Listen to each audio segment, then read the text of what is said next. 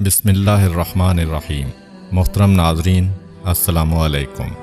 آج کی ویڈیو میں ہم بیان کریں گے حضرت مریم علیہ السلام اور ان کے بیٹے حضرت عیسیٰ علیہ السلام کے بارے میں۔ کس طرح اللہ تعالیٰ نے بغیر باپ کے حضرت عیسیٰ علیہ السلام کو حضرت مریم علیہ السلام کے بطن سے پیدا کیا، ان کی نبوت کے بارے میں، اور کیوں اللہ تعالیٰ نے ان کو آسمان پر اٹھا لیا تھا۔ حضرت عیسیٰ علیہ السلام ایک عظیم اور اولو العزم پیغمبر ہیں۔ آپ کا اسم مبارک قرآن میں عیسیٰ کے نام سے 25 بار اور مسیح کے نام سے 13 بار آیا ہے۔ آپ علیہ السلام پیغمبر اکرم صلی اللہ علیہ وآلہ وسلم کی ولادت باسعادت سے 570 سال قبل سرزمین کوفہ میں دریائے فرات کے کنارے دنیا پر تشریف لائے۔ بعض کے بقول آپ علیہ السلام کی ولادت باسعادت ناصرہ نامی گاؤں یا بیت المقدس میں 5ویں اشکانی بادشاہ فرہاد کے دور حکومت میں ہوئی۔ آپ علیہ السلام کی ولادت اذن خدا سے بطور معجزہ باپ کے بغیر ہوئی۔ آپ علیہ السلام کی والدہ ماجدہ جناب مریم بنت عمران ایک محترم خاتون اور بنی اسرائیل کی برجستہ شخصیات میں سے تھیں۔ حضرت مریم علیہ السلام کے والد بزرگوار جناب عمران کا تعلق حضرت سلیمان علیہ السلام کی نسل سے تھا، اور آپ علیہ السلام کا شمار بنی اسرائیل کے پارسا، عبادت گزار اور برجستہ علماء میں ہوتا تھا۔ جناب مریم علیہ السلام کا اسم مبارک قرآن میں 34 مرتبہ آیا ہے، اور قرآن کا 19واں سورہ بھی انہی کے نام سے منسوب ہے۔ حضرت مریم علیہ السلام کی والدہ بھی ایک نیک اور پارسا خاتون تھیں۔ ایک دن انہوں نے خدا سے دعا کی کہ وہ انہیں ایک فرزند عنایت فرمائے جسے وہ بیت المقدس کی خدمت کے لیے دے دیں۔ ان کی دعا قبول ہوئی اور خدا نے انہیں مریم علیہ السلام جیسی بیٹی عطا فرمائی، اور وہ اس کو بیت المقدس لے گئیں۔ وہاں جا کر انہوں نے خدا سے دعا مانگی کہ وہ مریم علیہ السلام اور اس کی اولاد کو شیطان کے شر سے محفوظ رکھے۔ تب ان کی یہ دعا بھی قبول ہو گئی۔ جب مریم علیہ السلام کو بیت المقدس لایا گیا تو وہاں کے منتظمین کے مابین ان کی پرورش کے بارے میں تکرار ہونے لگی۔ ان میں سے ہر ایک چاہتا تھا کہ وہی ان کی پرورش کرے۔ آخرکار جھگڑا ختم کرنے کے لیے قرعہ ڈالا گیا تو اس میں حضرت زکریا علیہ السلام کا نام آیا۔ چنانچہ انہوں نے مریم علیہ السلام کی پرورش کرنے کی ذمہ داری سنبھال لی۔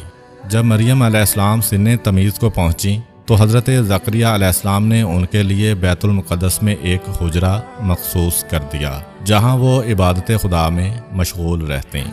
مریم علیہ السلام عصمت کے مرتبے پر فائز تھیں، اور خدا نے انہیں تمام عورتوں پر برتری عطا فرمائی۔ ایک دن جب مریم علیہ السلام محراب عبادت میں تھیں، جبرائیل علیہ السلام ایک جوان آدمی کی شکل میں ان کے سامنے آئے اور وہ گھبرا گئیں۔ جبرائیل علیہ السلام نے کہا، ڈرو مت، میں فرشتہ ہوں اور آپ کو بشارت دینے آیا ہوں کہ خدا آپ کو ایک بیٹا عنایت کرے گا۔ وہ دنیا اور آخرت میں محترم ہوگا اور گہوارے میں باتیں کرے گا۔ مریم علیہ السلام نے کہا، یہ کیوں کر ممکن ہے جبکہ کسی مرد نے مجھے چھوا تک نہیں۔ جبرائیل علیہ السلام نے کہا، یہ بات خدا کی قدرت سے کچھ بعید نہیں، وہ ہر طرح سے پیدا کر سکتا ہے، کیونکہ جب وہ کسی چیز کا ارادہ کرتا ہے تو اس کے ساتھ ہی وہ چیز عالم وجود میں آ جاتی ہے۔ اسی وقت مریم علیہ السلام نے اپنے آپ کو حاملہ پایا، جس سے انہیں خوف اور پریشانی نے گھیر لیا۔ وہ سوچ رہی تھیں کہ یہ کیوں کر ممکن ہے کہ ایک کنواری لڑکی حاملہ ہو جائے اور بچے کو جنم دے۔ پھر جوں جوں وہ اپنے بارے میں سوچتیں اور بھی پریشان ہو جاتیں۔ اگرچہ وہ دنیا کی عورتوں کی سردار تھیں اور ان کا خدا پر ایمان کمال درجے پر پہنچا ہوا تھا، وہ یہ بھی جانتی تھیں کہ خدا ہر حالت میں ان کی مدد کرے گا، لیکن وہ نادان اور ضدی یہودیوں کی زبان کے شر سے ڈرتی تھیں۔ وہ سوچتی تھیں کہ ان کے طعنوں کا کیا جواب دیں گی اور اپنی بے گناہی کا کیا ثبوت پیش کریں گی، جس سے مخالفین کی زبان بند ہو جائے اور وہ ان کے شر سے محفوظ رہ سکیں۔ اس سلسلے میں بہت کچھ کہا گیا اور بہت سی قابل اعتراض روایات نقل کی گئی ہیں۔ چنانچہ انبیاء کرام علیہم السلام کی تاریخ پر قلم اٹھانے والے کئی علماء نے بعض مصری مصنفین کی تقلید میں مریم علیہ السلام کے حمل کو عمومی مدت کا حمل قرار دیتے ہوئے کہا ہے کہ وہ کئی مہینوں تک ذہنی پریشانی میں مبتلا رہیں۔ لیکن بعض علماء کی روایات بتاتی ہیں کہ رات کو جبرائیل علیہ السلام نے مریم علیہ السلام کے گریبان میں جو پھونک ماری تو وہ حاملہ ہوئیں اور اسی صبح کو وضع حمل ہو گیا، لہٰذا ان کے حمل کی مدت 9 مہینے کے بجائے کل 9 گھنٹے تھی، واللہ عالم۔ بہرحال مریم معصومہ نے خدا کی مرضی کے آگے سر تسلیم خم کر دیا اور اپنے معاملات اس کے سپرد کر دیے، حتیٰ کہ وضع حمل کا وقت آ پہنچا۔ جب درد زاہ شروع ہوا تو وہ کھجور کے ایک خشک درخت کے پاس پہنچیں۔ انہوں نے اس بیابان میں کسی دایا اور تیمار دار کے بغیر ہی یہ تکلیف برداشت کی اور اپنے خوبرو بچے کو جنم دیا۔ تب انتہائی رنج و غم کے عالم میں ان کی زبان سے یہ الفاظ نکلے، اے کاش کہ میں یہ وقت آنے سے پہلے ہی مر گئی ہوتی اور میں بھولے بسرے لوگوں میں سے ہو جاتی۔ پھر اچانک ہی غمگین مریم نے ایک بڑی خوش آئند آواز سنی کہ کوئی انہیں تسلی دیتے ہوئے کہہ رہا تھا، اے مریم علیہ السلام، غمگین مت ہو، خدا نے تمہارے پاؤں تلے ایک چشمہ جاری کر دیا ہے، اس کا پانی استعمال کرو اور کھجور کے اس درخت کو ہلاؤ اور اس سے جو کھجوریں گریں وہ کھاؤ اور سکون حاصل کرو۔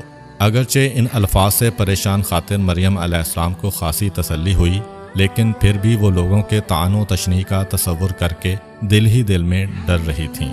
تاہم اس صورتحال کا مقابلہ کرنے کے لیے انہیں یہ بات بھی سمجھائی گئی، جب کوئی شخص تمہیں الزام دے رہا ہو تو اس سے کہہ دو میں رضائے خداوندی کے لیے روزے سے ہوں، اس لیے کسی سے بات چیت نہیں کر سکتی۔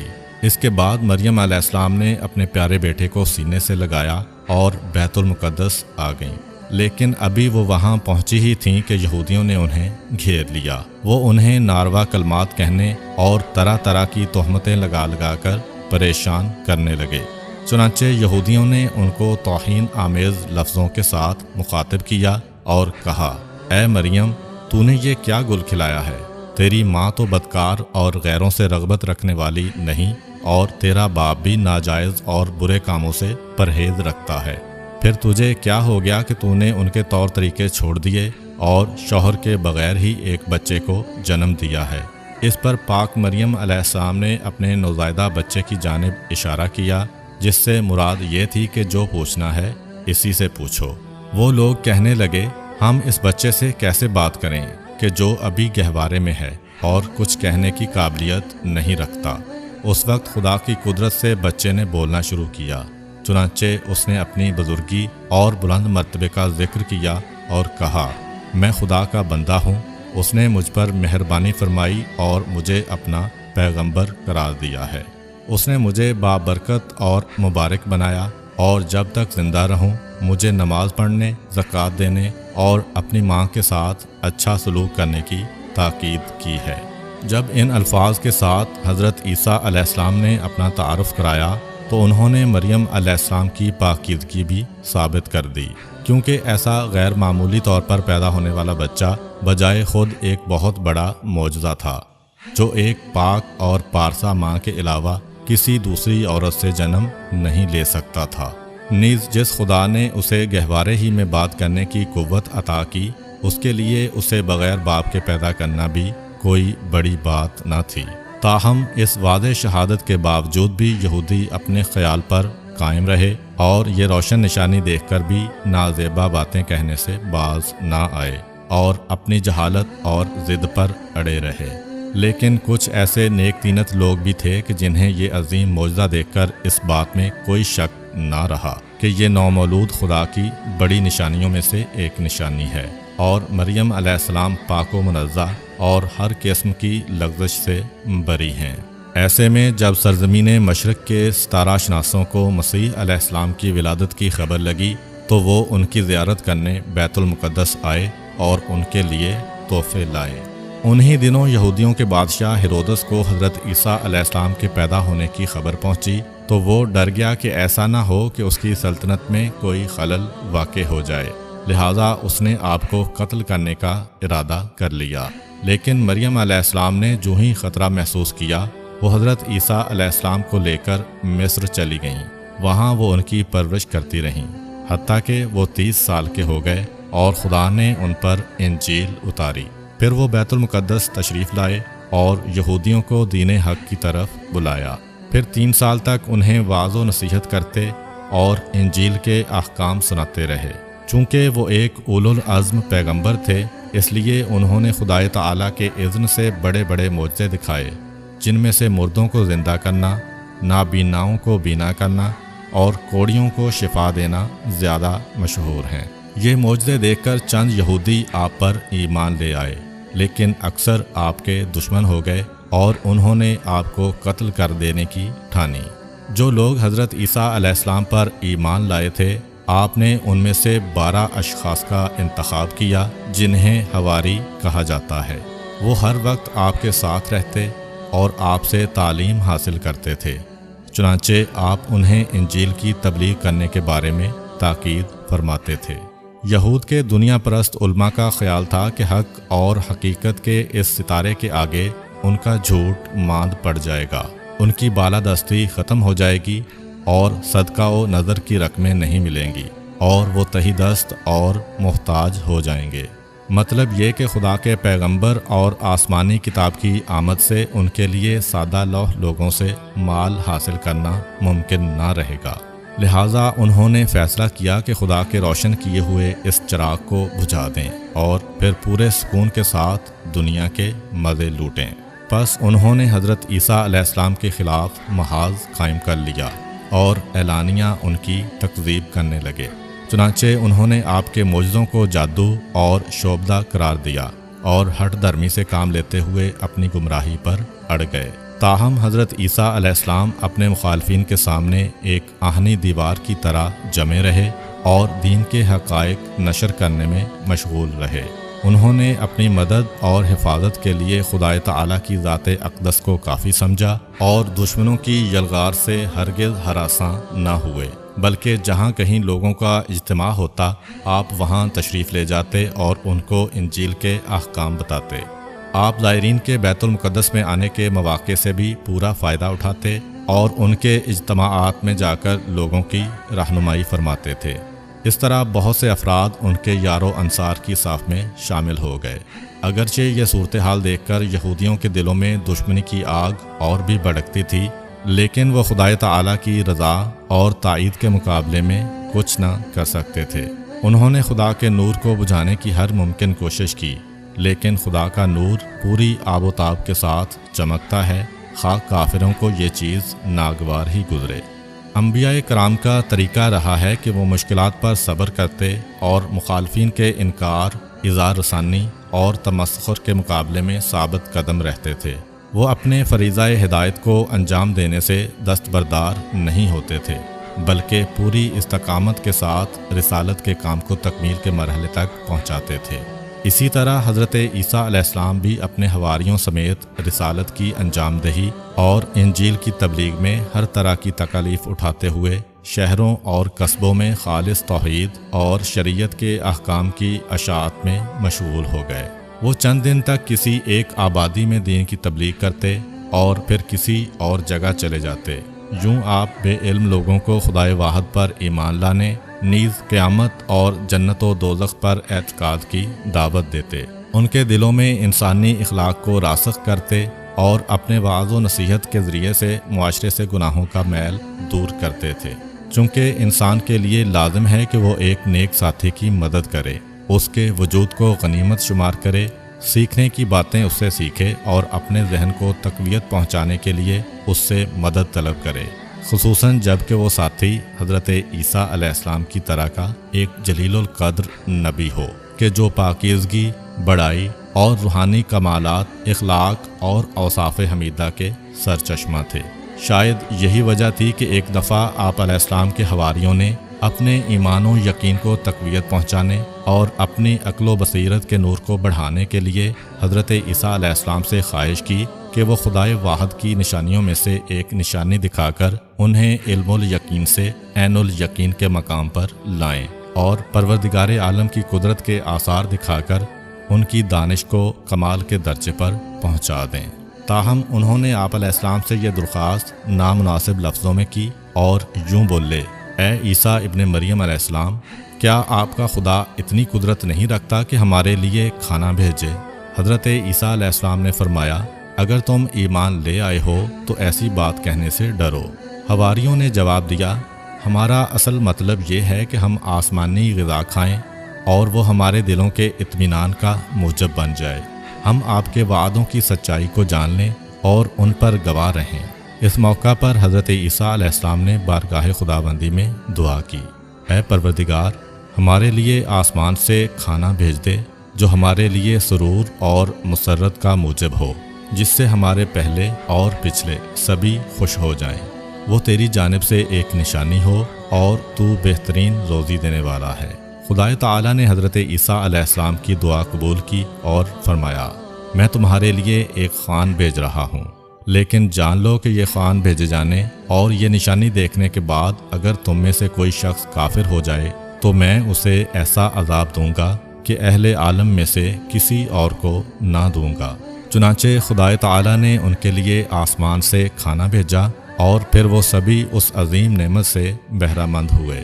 تب حضرت عیسیٰ علیہ السلام نے اپنے حواریوں کو مخاطب کرتے ہوئے فرمایا یہ کھانا کھاؤ اور خدا کا شکر ادا کرو تاکہ وہ تم پر اپنے فضل و احسان میں اضافہ کرے۔ پھر حواریوں نے اس خوان میں سے خوب کھایا اور اس کے بعد یہ داستان زبان زدے خاص و عام ہو گئی، یہاں تک کہ بہت سے لوگ یہ عظیم معجزہ دیکھ کر حضرت عیسیٰ علیہ السلام پر ایمان لے آئے، اور جو لوگ پہلے ایمان لا چکے تھے ان کے ایمان کو اور بھی تقویت حاصل ہوئی۔ اگرچہ حضرت عیسیٰ علیہ السلام نے یہودیوں کو حق کی دعوت دینے میں کوئی کسر باقی نہیں چھوڑی، آپ نے انہیں راہ راست اختیار کرنے اور بری عادات چھوڑ دینے کی ہدایت میں انتہائی محنت اور مشقت سے کام کیا، لیکن ان کی ضد اور دشمنی سے آپ کی دعوت حق اور دن رات کی کوشش کا ان مغرور دنیا پرست اور لالچی لوگوں پر کوئی اثر نہ ہوا اور انہوں نے اپنا متعصبانہ رویہ ترک نہ کیا۔ ان کی اس روگردانی اور دشمنی کا اصل سبب پیشوائی اور سرداری کی بے پناہ خواہش ہی تھی، کیونکہ وہ محسوس کر رہے تھے کہ حضرت عیسیٰ علیہ السلام کی دعوت کے باعث ان کی قیادت اور سیادت خطرے میں ہے، ان کی سرداری کا دور ختم ہونے والا ہے اور اب وہ کسی اور کے ہاتھ میں جانے والی ہے۔ چنانچہ یہودی خدا کے پیغمبر اور پاکیزگی کے پیکر حضرت عیسیٰ علیہ السلام کی مخالفت سے باز نہ آئے، حتیٰ کہ ان پر شورش پھیلانے اور ملک کا امن و امان درہم برہم کرنے کا الزام دھرا اور ان کو فتنہ و فساد کی جڑ قرار دیا۔ یہودی یہ سمجھتے تھے کہ وہ اپنی ایسی گھناؤنی سازشوں سے دین حق کی پیش رفت کو روک لیں گے، لیکن یہ ان کی بھول تھی۔ تاہم حضرت عیسیٰ علیہ السلام اپنے خدا پر بھروسہ کرتے تھے اور انہیں اطمینان تھا کہ خدا ان کا بہترین محافظ اور مددگار ہے، کیونکہ اس نے ان سے وعدہ کر رکھا تھا کہ وہ انہیں دشمنوں کے مکر و فریب سے اپنی امان میں رکھے گا۔ یہودیوں نے ایک اور طریقے سے دین حق کا راستہ روکا، انہوں نے حضرت عیسیٰ علیہ السلام کی دعوت کو جادو ٹونے کا نام دیا۔ انہوں نے یہ بھی کہا کہ یہ شخص حضرت موسیٰ علیہ السلام کے دین سے پھر گیا ہے، اس نے ان کی شریعت کو ترک کر دیا ہے اور شنبہ یعنی ہفتے کے دن کا احترام نہیں کرتا۔ واضح رہے کہ شریعت موسوی میں ہفتے کے دن کو بہت محترم جانا جاتا ہے اور اس دن وہ ہر طرح کے فعل بد سے گریز کرنے کی کوشش کرتے ہیں۔ پھر انہوں نے حضرت عیسیٰ علیہ السلام کے بارے میں باہم مشورہ کیا اور بالآخر اس جلیل القدر پیغمبر کو قتل کرنے کا فیصلہ کر لیا۔ اپنا یہ مقصد حاصل کرنے کی خاطر انہوں نے حضرت عیسیٰ علیہ السلام کی تلاش شروع کر دی، کیونکہ جس شخص کے ٹھکانے کا علم نہ ہو اس تک پہنچنا مشکل ہوتا ہے، اس لیے انہوں نے اپنے کئی جاسوسوں کو ادھر ادھر دوڑایا۔ اس اثناء میں انہیں شمعون الصفار نامی ایک حواری مل گئے۔ انہوں نے ان سے حضرت عیسیٰ علیہ السلام کے بارے میں پوچھ گچھ کی، لیکن وہ ان سے کوئی معلومات حاصل نہ کر سکے۔ پھر انہیں ایک اور حواری یہودا نظر آیا کہ جو دنیا پرست اور دھوکہ باز تھا۔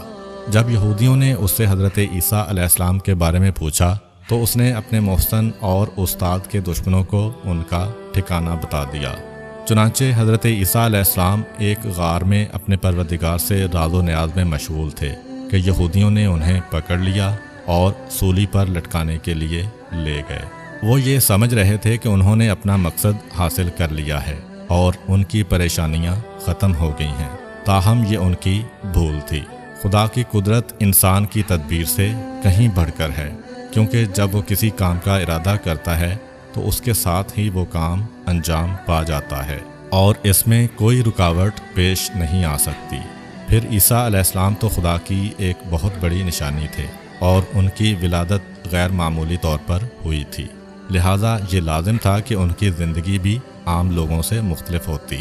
چنانچہ اس خطرناک موقع پر جب کہ دشمنوں نے انہیں گھیر رکھا تھا اور ان کا خون بہانے کے درپے تھے، حق تعالیٰ کا دست قدرت ان کو رہائی دلانے کے لیے آگے بڑھا اور انہیں سولی چڑھنے سے پہلے ہی آسمان کی طرف اٹھا لیا جہاں وہ زندہ و سلامت موجود ہیں۔ جب حضرت امام مہدی علیہ السلام دنیا کو عدل و انصاف سے بھرنے کے لیے ظہور فرمائیں گے تو حضرت عیسیٰ علیہ السلام بھی آسمان سے اتریں گے اور ان کی اقتداء میں نماز ادا کریں گے۔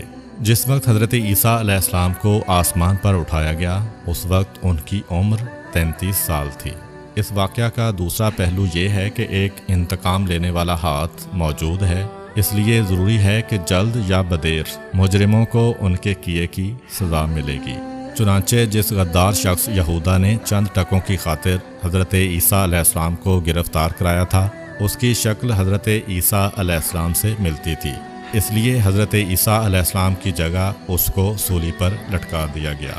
گویا جو کنواں اس نے خدا کے پیغمبر علیہ السلام کے لیے کھودا تھا اس میں وہ خود ہی جا گرا۔ حضرت عیسیٰ علیہ السلام نے اپنی ظاہری زندگی کے آخری ایام میں جناب شمعون کو اپنا وصی اور جانشین بنایا تھا۔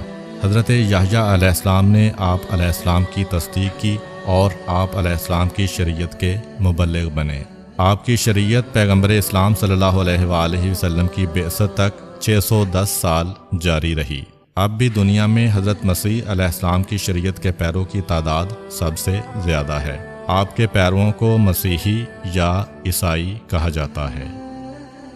امید کرتا ہوں کہ آپ کو آج کی ویڈیو اچھی لگی ہوگی۔